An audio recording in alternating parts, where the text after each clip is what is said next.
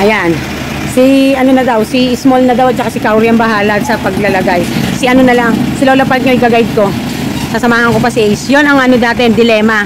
Pag may deliver si Lola Park, kailangan nandun tayo para mag-asikaso. Ayan. O yan guys, oh. Ice cream tayo. Rar. Oh, tulog na. Yan ang sa main. Oh. Tapos, yun lang muna sa main na ibaba ah. Doon na tayo kay Lola Park mamaya.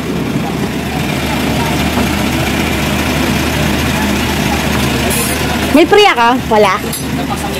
Oo, di ba? Dalag talaga. Yan, lagi na lang may free. Picture na naman. Picture. Nakakarami na ng picture to si Ace. Yan, picture na naman daw. Kaya ayusin nyo na to ha. Pupunta ako kay Lola Park kasama si Ace. Ay, Lola Park niya. So, puro kasi gabi tayo guys. Di ba? Kumukuha ng ano. O, so ngayon, ayan yung araw. O, yan yung araw. O, marami-rami na rin siyang piyesta. Hindi nga pwede ilagay din lahat. Kasi hindi naman basta-basta ano. Ayan. Kunti-kunti pa. Pero okay lang yan. May benta naman. Ayan. At ito the best. Yan ang mga the best natin. Mga ice cream natin. O, yan na si Ace. Ah! Yan. Kaya, di ba? Bisihan ang ina nyo. Pag pala may deliver kay Ace, hindi po pwedeng wala ako. Kasi walang mag-aasikaso. Ayan. Ayan, ayan, ayan. Ah, thank you ha. Thank you. Ayan. O, diba? Guys, tingnan nyo, marami kaming stock. Kaso may mga kulang-kulang kami, hinahanap pa rin. So, ang nangyayari, tinuturo pa namin sa main, dito na nga. O, buksan natin ito. Tcharan! O, bongga. Hi guys, Mami Park is here. So, super sad to say na may losses kami. Nag-expire siya today. Yesterday pala. Pero okay na okay pa siya. So, kainin na lang natin. Pag di ka nagtitinda, naghahanap. Pag nagtinda ka, hindi hinahanap. No? Buti na lang, isang balot lang binili namin ito. Ayan. Naka-headset ang Mami Park kasi maulan, makulog, at merong electric fan kasi super init. Okay? Magsa-shoutout tayo sa huling part ng video. So, i-update ko lang kayo. At syempre, i-update ko din kayo dito sa ginawa ko na pag-aayos ng accounts ni Lola Park. No? Kasi, baka by tomorrow, ituturo ko na sa kanya yung araw-araw ko na ginagawa. So, hindi lingid sa inyo guys na si Lola Park ay may edad na. Hindi rin lingid sa inyo na si Lola Park ay hindi na basta makakapag-presyo ng gusto niya kasi ang masusunod na presyo ay yung dito sa main. Okay? So, gusto ko lang ipauna. At alam nyo rin ang reason kung bakit tayo nagkaroon ng biglaang branch. Hindi po yan pinagplanuhan, honestly speaking. Pero, anytime soon, ine-expect ko din talaga na darating ang panahon si Lola Park nyo lalapit sa akin. But hindi ko akalain na too soon na magkakaroon ng decision na makuha ko siya. Yun naman ang ginusto ko sa totoo lang. So kahit nabigla ako, I am more than willing to kupkupin siya. Kasi mas gusto ko na maging maayos yan, maging wala siyang masyadong iniintindi. Masanay siya na matutunan niya na ang iba naman yung mga anak ay matutong tumayo sa kanilang mga paa. No? So yan yung mga reasons. So kaya kumuha tayo ng establishment para sa kanya. The reason of that, kasi dual purpose na siya. Titirhan, and at the same time ay titindahan. So kasi kung kukuha ko nga siya ng bukod na bahay, magkano? Tapos magre-request pa ng tindahan yan. Kung magtitindahan man yan dun sa mga kukuha namin, malabong makakuha ng titirhan na makapagtitindahan siya. So para maging okay na lang at mailagay ko siya ng tamang maayos na lugar at maayos na sitwasyon, decenting sitwasyon, kumuha na lang tayo ng establishment, no? Na kahit pricey, at least parang ganun din yun. Diba? Pamamahay at hanap buhay.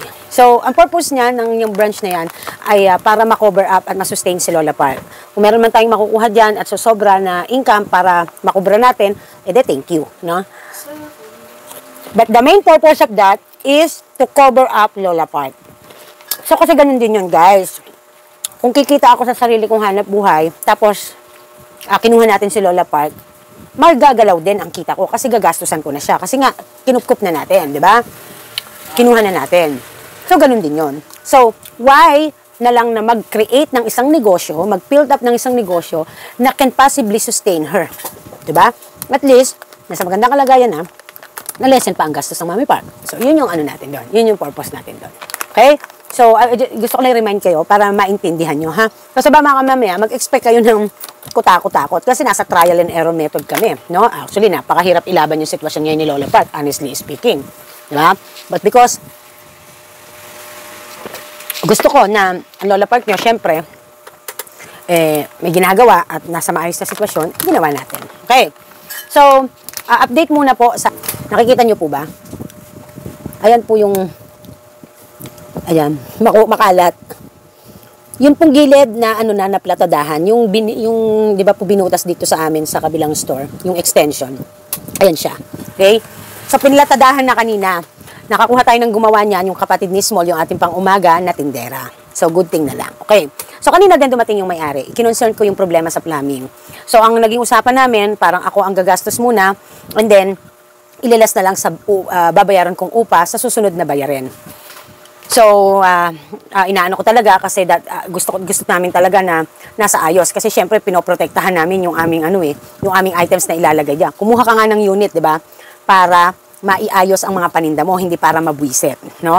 So, nangyari kasi yan na kung bakit nagka-leche-leche ng ganyan yan at napabayaan yung unit kasi yung umupa dyan, hindi talaga pinangalagaan.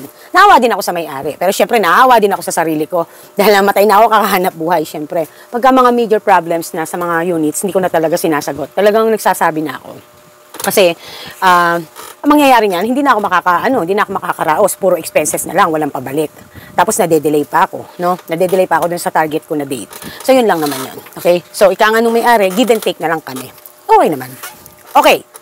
So, in today's video also, pag-uusapan natin itong kung paano ang ginawa ko na accounts kay Lola Park na ginawa natin. Kasi si Lola Park naman, ay, alam nyo, hindi naman lingid sa inyo nga na kabilaan na ng senior citizen. Pero ang kagandahan sa kanya, masipag siya na magsulat ng mga kailangan kong informations. Tulad nung magkano yung lahat, sinililista niya yung mga nakukuha nila sa store, yung nakukuha ko sa store pag nandun ako, yung nakuha ko ng cash, yung nahiram nilang cash kung sakali man na meron, at yung sales in a day. No? So, nung nakaraan na nag-vlog ako, nakakurbat na tayo doon. Nakakubra na tayo doon ng 9K na sales niya. So, that is sales from the beginning na nandun sila at nakapaglagay na ng items hanggang nung Lunes ng gabi. So, May 13 ng gabi. Hanggang na ngayon, May 15. So, yon nakakubra tayo ng 9K. Meron pang natirang konting-konti ng mga pambarya niya doon. So, hindi muna natin kinuha. Okay? Now, para sa mabilis na aming dahil total naman ay galing naman dito yung items na yan sa amin, although, ang katotohanan po, kapag nagba-branch out tayo, usually po talaga, depende sa sistema ng may-ari yan eh. Kasi meron pong nagba-branch out na kung sa main po nanggagaling lahat, nasa main din ang resibo. Puro stocks lang, and then mag-i-inventory. So, ang ginawa ko kay Lola Park, may inventory na tayo ng bilang ng mga dahil naglista po tayo niyan, lahat po ng dinadala sa kanya nakalista. And then, ang ginawa po natin dyan, is tinotal po natin yung halaga sa total selling price, no? Yung selling price na nung lahat ng items na ready to sell doon. So, si Lola Park nyo, pero kung iyan po, susumahin natin sa mga puhunan, baka probability ay 10%. Ilalas lang ang 10% niyan, yun ang puhunan. Probability lang yun, guys, probability, no? Okay, so pag-usapan natin kung ano-ano ang mga nilalaman ng ating mga total groceries and items, ice cream at iba pa, bigas and beverages. So, ibig sabihin, ito talaga lahat ng items na ready to sell niya at total na magiging sales niya kapag naubos to. Okay? So, kaya kung aanuhin natin dyan at 10% niyan ay talagang, halimbawa ay ang 10% ang tinubo niyan, kasi retail lang siya, hindi man siya nag-wholesale eh. So, purely retail lang, sa 10% na lang ang probability, ma-minus lang natin yun doon sa kabuuan na nilista ko na total selling price na nung mga items. Okay, nagets mo ba? So, ang total groceries and items po niya, selling price na po ito ha, 63,240. Ibig sabihin po, pag naubos lahat yon, ang mapagbebentahan niya ay 63,240. Ipa-plus po natin yung ice cream. Na total ng ice cream na si Ace at saka si Selecta ay 27,459. Mapagbebentahan po ito. Kinuha ko po ito sa probability ng 20% ng kabuuan na puhunan na inilabas natin sa ating ice cream. Magkano po ba ang naging puhunan natin sa ice cream, no? So, naging puhunan po natin sa ice cream is how much? 7,000 kay Selecta. Kasi po yung 1,000, hindi ko po pwedeng isama. Kasi po franchise fee po yun. Yes, you heard it right. May franchise fee po si Selecta. Dati daw po wala. Ngayon po kasi naghigpit. Okay, 11,000. Na, yung unang kanyang delivery sa dalawang package ng Ace Ice Cream ay 9,580, which is 20,580 na po. Na-deliveran pa po siya kahapon ng halagang 22,000, ano yun? 2023 po yata. So, pumatak po ng around 22,603 ang kanyang, ang kanyang ice cream. And then, kinuha po natin ang 20% niyan. Although, ang talaga pong kitaan sa ice cream ay pumapatak po ng 23 to 25%. So, dun tayo sa safe, 20% na lang para wala nang etsusan, no? So, although hindi po ito accurate, pero close to exact, no? May probability po tayo. Kasi nga po, napakahirap po na iisa-isahin ko pa po talaga ang bawat magiging bentahan ni Lola Park. So, kaya ang ginawa natin, sa total sales na lang tayo. Okay. So, ibig sabihin po, ang magiging total sales niya sa kanyang ice cream ay 27,459. No? Yan po, kasama na puhunan dyan, tsaka tubo.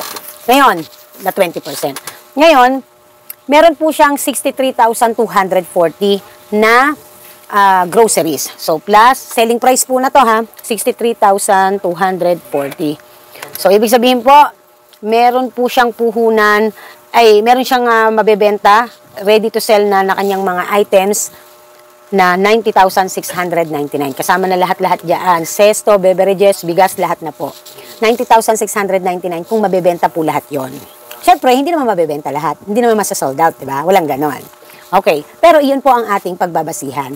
So, mababawasan yan paunti-unti kapag po nakakakubra na tayo sa kanya ng mga cash na naging sales niya. Okay, so kung iyon naman po ay susumahin ko, no? Susumahin ko sa puhunan lang talaga. Magpa-probable po tayo niyan ng umabot po ako ng halos 80,000. So, lumagpas ako doon sa lumagpas doon ako sa inalat ko na dapat ay mga 70 to 75,000. Talagang nasobra tayo. So, hindi pa punong-puno, aalog-alog pa. Ayaw naman ng lola nyo ng ayaw naman ng daddy part nyo ng sobrang damihan doon. Little of everything lang. So, marami pa siyang kulang doon, guys. Marami pa siyang kulang. Kasi, wala pang school supplies doon, wala pang yung mga ibang items doon, hindi pa siya kumpleto. Kahit sa mga sabon, downy, hindi pa siya kumpleto. Kahit sa mga shampoo, hindi siya kumpleto pa. So, kaya naman, pero ang laki na ng natin, di ba? Ang laki na ng inilabas natin, no? Kung selling price niya nasa around 90,699. Pero kung sa mga puhunan niyan, mga halos 80,000 ang pumalo na ating inilabas. Okay, sa items lang yan, ready to sell. No, laman ng paninda na ready to sell. Paano pa sa expenses? Okay, dito tayo ngayon, mahihirapan. Hindi pa man din tayo nakakabenta, gumagasta na tayo. So, nung una, deposit ang ating unang i-work out. Ganun naman talaga yun, to save the unit. Para ma-reserve ang unit para sa atin. So, kaya, uunahin nating mag-down. Shelves, na which is sila, daddy part nyo ang gumawa. Na instead kasi naman na magpagawa pa, mas mamamahalan, lalo't customize, bibili materyales, babayaran mo pa labor. So, sila, daddy part nyo na lang ang gumawa at ipinambili na lang ng materyales at tools. Kasi, yung mga tools magagamit pa sa maraming bagay. Tulad niyan, lalagyan ng screen yung ating kabilang pwesto kasi parang may simento po yan na ganun eh. So, screen na lang ang ilalagay, hindi na namin babaragin para kahit papaano ay hindi kami madugasan, madukutan ng paninda. So, lalagyan ng steel matting. So, magagamit yung mga tools na nabili niya tulad ng welding, tulad ng mga pamutol ng kung ano-ano, no? Yung ibang tools, meron na ako niyan, meron na kami. Kasi, nung dati pa, bago pa lang kami ng daddy part nyo, mahilig na po talaga siyang mag-collect ng mga tools and equipments na gusto niya na meron kami. So, nag-iipon po siya talaga kasi para nga pag nagpagawa kami ng property, pag may gusto siyang kumpunihin, may gusto siyang gawin, meron siyang sarili kasi marunong siya. Handyman eh. Okay? So, nandyan din po yung nagpalinis tayo, nagdala tayo ng mga cleaning materials doon, yung mga plastic na gagamitin ng Lola Park nyo para sa pagsisimula ng operations niya kasi syempre, hindi naman natin iaabot sa customer ng anong-ano lang, diba? Siyempre, hihingi ng plastic yan. Paano kung bumili ng malaking soft drinks, no? Bumili ng maraming yelo, ipa-plastic. So, kasama yon. Pati yung mga pentel pen na ginagamit natin para magkaroon tayo ng pricing doon, para may magamit sa Lola Park, yan po ay kinukwenta rin, sinasama po natin sa expenses. Okay? Yung mga plastic, yung straw, yung panggawa niya ng yelo, lahat po yan. Sponge na panglinis, basahan, lahat po yan. At sinama na din po natin yung 1,000 fee na chinarge ni Selecta for franchise. So, kaya po, nag-total po ng 38,492 ang ating inilabas na mga kaperahan para magkaroon tayo ng operations. So, these expenses could help to generate more income. It can never generate income or money, but it can help to generate more money or more income. Okay? So, ito ay mga necessities, mga necessary. No? Tulad, lona, binili na natin ang lona, hindi pa maikabit kasi nga mainit doon. No? Ano pa ba mga pinagbibili natin kayo? Embudo, dahil nagre-repack ang lola nyo ng mantika. No? Napakabilis po ng mantika dito, hindi na i-stock up. Mabilis mabenta, lalo din mga repack-repack din. Kaya kami, hindi na kami bibili ng mga repack na mga spring-spring. No? Magre-repack na lang si Lola Park, padadala na lang niya rito. So, pang 5 piso. Kasi mabilis po mantika rito eh. Tsaka asukal. So, ano pa ba ang ating mga gas stove, no? So, yung laman ng tangke at saka yung gas stove na binili natin sa kanya. Nagre-request pa nga ng isang electric pan. Ngayon, bakit sinama ko sa expenses yan? Kasi ganun din po yan. Kung kukuha ko ng tindera, magbabayad pa ako tindera, magbabayad pa ako ng Ito po, yung mga materials, mga tools na kailangan nilang gamitin sa pang-araw-araw and for the long term na use. So, kaya kasama po sa operations yan. Although, it is also their living space, pero, kesa po gumastos pa tayo ng kung ano-ano pa, na mas mahal po ang bibili ng pagkain, mas mahal ang So, we better provide na lang gas stove and M-gas. Okay? So, useful yan in the long run. At saka isang electric pan. So, pati lona, di ba? Nag-provide. So, kumbaga ba, yung mga necessary para sa ating tindahan, mga basic na kakailanganin para mag-operate. Okay? So, yun nga, nag-total po ng 38,492 yan. So, ibig sabihin, kung nasa around, selling price natin, nasa 90,699 na mga ready-to-sell items, nilastan lang natin ng mga probability 10% yan. So, pumatak ng mga 81,699. So, parang iyan yung pinakapuhunan ng items. Ipa-plus natin yung ating 38,492 na mga deposit, expenses, mga yan, yung mga cabinet, shelves, no? Yan yung sinabi ko kanina, no, which is 38,492 ang total.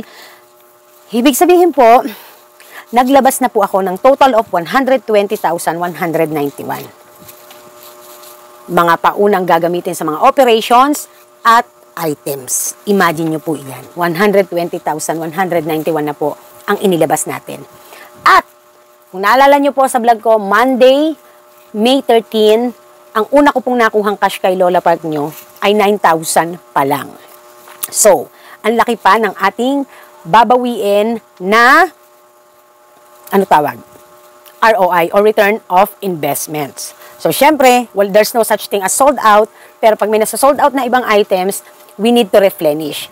So, ang gagawin po nating pagtatala dyan ay katulad na ng ginagawa ko. Kaya lang, si Lola Park nyo, ang magsaserve as purchases niya ay yung nanggagaling na sa akin na items. So, ibig sabihin, yun na yung kanyang magiging daan na magiging total sales. Yung mismong ibibigay ko sa kanyang presyo. Selling price, ready to sell na. Yun na yung ating Hindi katulad nung dito sa main, hindi pa natin alam ang kikitain kasi puro as is na price ng purchases ang ating itinatala. Kay Lola Park, ang itatala natin ay ang halaga ng kanyang in-order sa amin dito sa main. Yung pinadala niya, halimbawa, naubusan ako ng ganito, dalhan niyo ako ng kasalo, dalhan niyo ako ng diaper, dalhan niyo ako ng ganito. So, yung total na amount nun, na ready to sell na, yun po ang itatala natin. And then, magle-less tayo ng, maile-less na lang natin yan doon sa maging total sales niya, at kung yung may mga expenses pa siya. So, kailangan magtali-tali siya. Okay? So, ganun ang gagawin. Kasi nga si Lola Park, ay hindi pa ang ating branch ay hindi pa magiging magiging independent dahil dito po nang gagaling ang kanyang mga items. So napakahirap po na i-trace pa isa-isa ang mga puhunan. So what's the sense pa na puhunan ang ibibigay nating tala samantalang pwede naman yung ready to sell na total sales, 'di ba? At kung magkano na lang nagiging benta, ayun na lang ang kukubrahin natin. Kasi syempre magbabayad din tayo ng ating ng renta ni Lola Park, ganyan, no? So yan naman ay syempre ibabangga din natin yan dito sa main. no? Dahil yung ating binabayaran sa mga deliveries at ahente at pinamimili, nababawasan dahil nilalagay natin sa main. So, kaya yung nakukuha natin sa main, ay dapat din nating ilalagay dito sa ating tindahan. I-add din natin sa ating total sales. So, yun ang sistema sa ngayon. Kasi hindi pa independent ang ating branch, ang kay Lola Park. Okay? So, nakita niyo, no? Laki na nailabas ko na. Simula lang yan mula bago magkatapusan ng March. Sapak hanggang ngayon, hanggang nung last kahapon, Yakult yung huling dinala doon. So, inayos ko na kasi kaysa magtagal pa, para pagdating ng May 30, katapusan, or 31, ay mabilis na akong mag-ayos para magtali kami ng Lola Park nyo. Okay? So, yan lang yung aking at ituturo ko naman sa inyo yan kung paano gagawin. So, tulad ng ginagawa ko dito sa store, kung kayo ay hindi katulad ng sistema sa amin kasi nga total selling price na. So tulad ng ginagawa ko dati everyday dito sa store. Halimbawa ito no. Ito. 19 yung natira kong cash nung nakaraang araw 19,000. Tapos may ipa-plus ko yung sales na 26,000, ganyan. Ito may sample ng 26,000 dito. Tapos nandito yung mga total purchases, nandito naman yung expenses, food, plastic, miscellaneous, ganyan, nandito. So, pag po ito pinag-plus, yung natira nung nakaraan na mga cash at pinag-plus ang total sales ng ngayong araw, halimbawa, edi meron na tayong total, no? Ima-minus naman natin itong purchases today, itong araw na to, at yung expenses ngayong araw na to. Lalabas po, ito po yung matitirang cash nyo. I-carry nyo naman po yan sa susunod nyo na date. No? Dito nyo naman, i-carry nyo naman. So, yan naman ang magsisilbing cash nyo. No? Ito yung magsisilbing cash nyo, yung natira nyo kahapon, halimbawa, ito na ngayon, bago na, tapos pa-plus ulit yung sales for the day. Tapos, yung mga dumating na deliveries at mga binayaran ngayon, ipa-plus nyo lang, pati expenses, ma-minus nyo lang. Araw-araw ganon. Hanggang sa magkatapusan, ipa-plus nyo lahat yan, yung total sales, total purchases, total expenses, less nyo na lang yan. So, naituro ko na po yan actually sa inyo guys, di ba? In-explain ko na yan sa inyong lahat. So, kaya madali na lang sa inyo. Ganun lang po siya kasimple, no? Ang magiging pagkakaiba lang yan doon kay Lola Park kasi ang aming magiging cash dyan at sales ay yung mismo ng halaga. Selling price na talaga. Yun na ang ine-expect ko, no? So, ganun lang siya kasimple. Napakasimple lang, okay? So, that's all for today. And syempre, magsha-shoutout tayo. So, I would like to shout out Ma'am Babet, na nag-comment po sa aking FB. Nagpapasalamat po dahil daw sa kanyang pagpa-filing ay mas parang naging okay ang pagpa-filing niya. Parang nawalan siya ng problema. Siguro, ganon. So, ganyan nga po sila. Yung mga natutulungan natin minsan sa sobrang tuwa, nag-PPM, nakikita pa tayo sa FB, nasusundan tayo sa FB, pinapollow tayo nang hindi natin kailangan mag-ask. At syempre, nagpapasalamat, no? Tulad ng sabi ko din dati, ang pagbablog ko, vlog with a purpose. So, ang mission natin, no, na kahit paano makatulong tayo somehow sa ating mga kababayan na nahihirapan sa negosyo. Mapalegalization man yan, mapa sa pamumuhunan, mapa sa expenses. So, honestly speaking, mahahaba ang video natin, pero meron akong gustong dito. Merong nag-comment si Ma'am Jean. Saan ba siya? Hindi ko alam kung Jean Alcantara to. Kasi may Mary Mart logo eh. So, shout out to, ito po yung mga isa-shout out ko na nag-comment sa aking live yesterday. So, shout out to Ma'am Rowena Ramones na watching from Japan. Sabi nga niya, maliit nga sa tingin ko ang 10K, hindi makakabuhay ng pamilya, hahaha. Lalo na't may tindera ka pa. Hindi pa naman ako nag-store pero sa experience. Sorry guys nag-struggle akong magbasa. Maliit kasi yung sulat eh. Hindi pa naman ako nag-store, sa kakapanood ko, iba't ibang may store ay nagkakaroon na ng experience. Ayan. So, just come to think of it, no? At tulad yan, may last vlog ako about it, inulit ko ang demo ko. Ang 10K na sales po talaga cannot sustain a family, lalo na especially kung bread and butter and big members of the family. Pag umapat na kayo, pag lumima na kayo, napakahirap ng ilaban ng 10,000 na sales a day. No? Napakahirap na. Talaga sa totoo lang. Napakahirap na niyang makamit, napakahirap pang ilaban iyan na magpatuloy ka. So, kapag ka nahihirapan na, walang masamang magkaroon ng mga extra income to sustain the needs of your family. No? Mas mainam na ang maging handa or maging masipag kesa naman sa naghihintay ka lang ng biyaya at ng himala. Okay? So, kilos-kilos din. Okay. So, ito pinaka nalulungkot naman ako. Sabi ni ma'am, alam ko nga si Ma'am Gian to si Ma'am Gian Alcantara. Pero ang nakalagay dito, Anpurissima.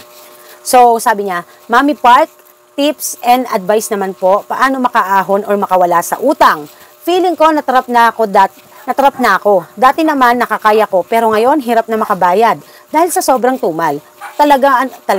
Ano po bang gagawin ko? Paunti-un na din po ang laman ng store ko ngayon. Sobrang depressed na ako. Di ako makatulog. Good payer naman ako. Ngayon lang talaga ako nahirapan. Minsan di ko na alam kung ipambabayad ko ba ang benta or ipambibili ko muna ng paninda. Help me po. Unang-una sa lahat, hindi ko alam kung saan ka nangutang.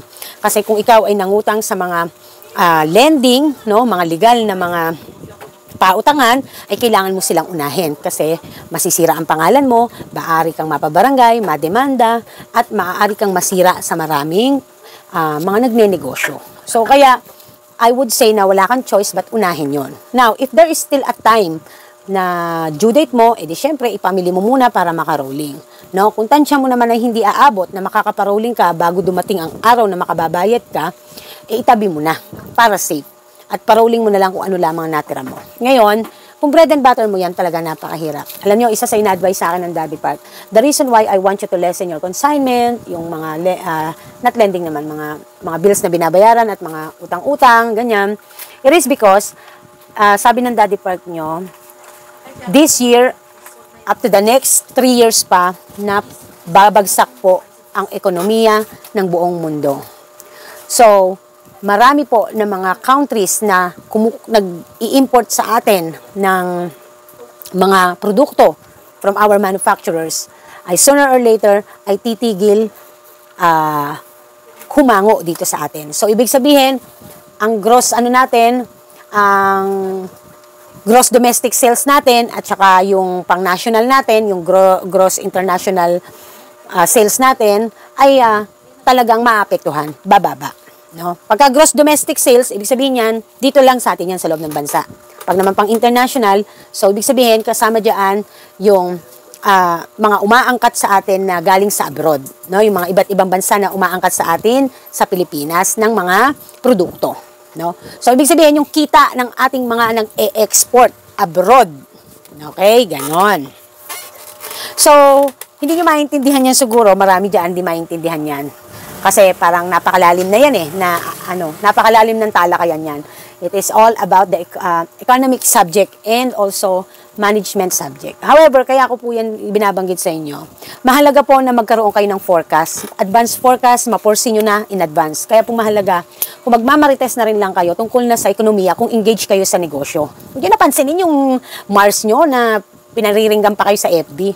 Ang pansinin nyo kung paano kayo makakaahon sa sales nyo araw-araw. Yun ang intindihin nyo. Yun ang intindihin yung mga hindi naman makakatulong sa inyo. Intindihin nyo yung customer nyo na nagngingit-ngit sa inyo, na hindi kayo marunong magbenta ng matino, yung mahal ang paninda nyo. Yan ang mga intindihin yung mga dilema. Okay? At yung makakaapekto sa negosyo natin in the long run. So why I'm saying this? Kasi pag nagkaroon ng global inflations, depression, lahat na ng may syon, sa totoo lang, pag globally na yan, apektado na ang mga maliliit na negosyante. Tayo yun. Tayo ang mas babagsak, mas mabilis na babagsak kesa sa malalaki. Always remember that. So, kaya kailangan ngayon pa lang paghahandaan. Yan ang advice sa akin ng Daddy Park. Alam niyo, nakikinig ako kay Daddy. Bakit? Totoo yun Sa totoo lang.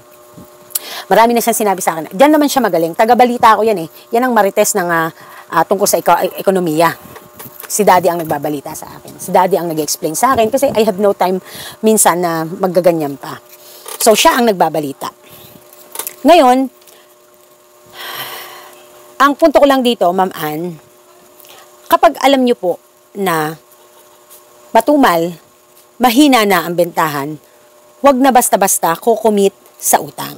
No?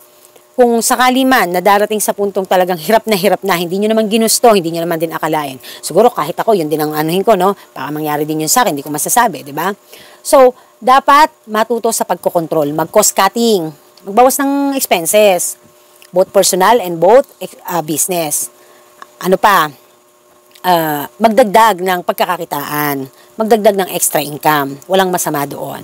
So, kung kinakailangang magdoble kayod, magdoble oras, magdouble time, gawin mo. Kasi, mas mai-stress ka kung wala kang pambayad kesa doon sa physical na mapapagod ka lang.